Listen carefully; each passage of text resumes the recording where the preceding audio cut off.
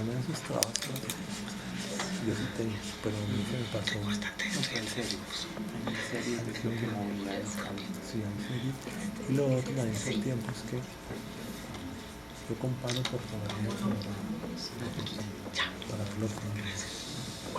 y sube por ejemplo. Buenas tardes. Un saludo muy especial a todos los asistentes, particularmente a Olga, que nos ha hecho esta invitación al Banco de la República. Bueno, hablar del impacto de los tratados de libre comercio en Buenaventura como puerto. Yo hoy voy a presentar un enfoque, no tanto de los TLCs como tal y su impacto en Buenaventura, sino una propuesta que desde mi perspectiva de estudio creo que más importante que los TLCs como lo que genera como impacto, que de hecho lo genera, es una propuesta que estoy haciendo con esta presentación de, estando Buenaventura en la cuenca del Pacífico, creo que hay que apostarle desde el puerto de Buenaventura y la gobernación del Valle, o la región Pacífico, como dice el profesor Londoño, a insertarse dentro del APEC a Colombia. Vamos a ver por qué, cuál es la importancia del APEC y por qué para Buenaventura sería fundamental que Colombia pudiese entrar al APEC y lo que significaría con los procesos de liberalización del comercio.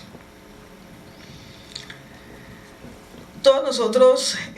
los vallecaucanos o la gente del Pacífico, sabemos que Buenaventura es el principal puerto de Colombia sobre el Océano Pacífico, que estamos en un lugar privilegiado dentro de ese mar Pacífico por la cercanía marítima con el entorno de los países asiáticos. El guión que me he propuesto hoy precisamente está fundamentado en la importancia de vinculación a la APEC, ¿sí? Y los retos y oportunidades que significaría para Buenaventura como ciudad-puerto. La metodología pues corresponde a un proceso de estudio de la convocatoria 2010 de la Universidad del Valle, en la cual se me aprobó un proyecto de investigación denominado Sistematización de los Tratados y Acuerdos de Libre Comercio, suscrito por Colombia desde 1960 al 2011, un estudio de sus aspectos básicos del derecho de integración y derechos de propiedad intelectual de bienes vinculados al comercio. Porque vamos a ver que uno de los impactos que generan los TLCs es la propiedad intelectual vinculada a productos, mercancías y algunos intangibles, y cómo eso le genera a nuestro país unas obligaciones de carácter gubernamental. Es claro pues que el siglo XXI nos sitúa a nosotros como una etapa con una cantidad de variables y de factores en los cuales los países están cada vez más interdependientes, hay una subordinación de unos a otros, particularmente los más desarrollados a los menos desarrollados. Y pues los procesos de integración económica son los que han entrado a responder después de la Primera y Segunda Guerra Mundial, cuando surge el Pacto de la Sociedad de Naciones, que se disuelve, heredero del Tratado de Versalles, y posteriormente, después de la Segunda Guerra Mundial, cuando se establece el nuevo orden económico internacional, se crea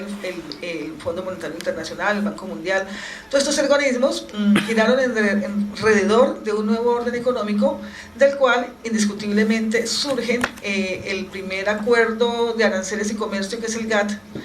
y posterior a esto pues otra serie de organizaciones como la OMC, y de ahí en adelante una serie de tratados internacionales que tienen como finalidad buscar un desarrollo social y económico de las regiones y obviamente un mejoramiento de la calidad de vida de los ciudadanos, que se hace con base en criterios económicos. Pero, ¿en dónde se enmarca para Colombia los límites de la vinculación del país a tratados de libre comercio? Nosotros nos regimos por la Constitución de 1991, porque en la Constitución de 1986 no había ningún esbozo de internacionalización de la economía, ni de proceso de integración, pero ya en la Constitución del 91, indiscutiblemente, la constituyente previó que era una constitución para una nueva etapa de la sociedad colombiana, y allí se enmarcó una serie de postulados que vamos a ver más adelante, en los cuales pues se preveía que la economía colombiana debía de crecer, se establecieron una serie de gobiernos de corte neoliberal,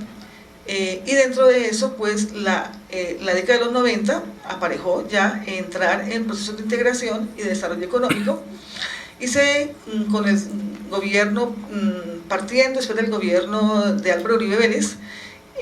como política de Estado, y de gobierno también se propuso un plan que es Visión Colombia 2019,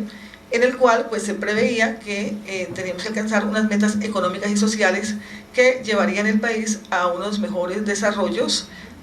lo cual se hizo a través de la Dirección Nacional de Planeación Nacional.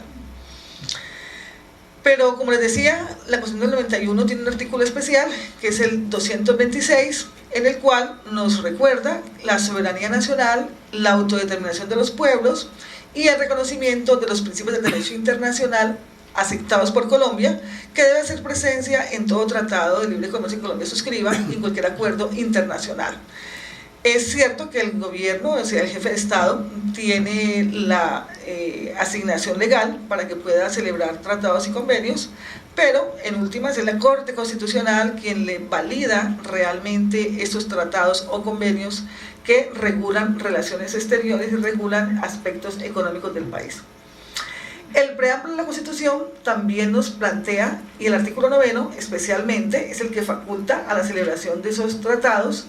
y los hace siempre. Hay un límite, hay un norte hacia donde dirigir los tratados, que es la política exterior colombiana se orientará hacia la integración latinoamericana y del Caribe. Más sin embargo, vemos que ese artículo se quedó corto porque la integración ya no solamente es regional, latinoamericana o con el Caribe, sino que está en el contexto mundial.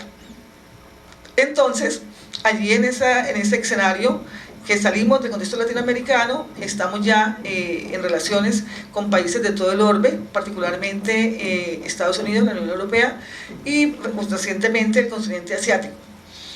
Y eso impacta a una ciudad-puerto como Buenaventura, indiscutiblemente, porque es por allí, en el contexto del suroccidente colombiano, porque me acojo a la definición regional del profesor Londoño del suroccidente colombiano, porque creo que la región pacífica todavía está muy en entredicho, muy difícil su concertación por los intereses que tenemos en cada uno de los departamentos, pero creo que nosotros en este momento lo situamos dentro del suroccidente colombiano. Pero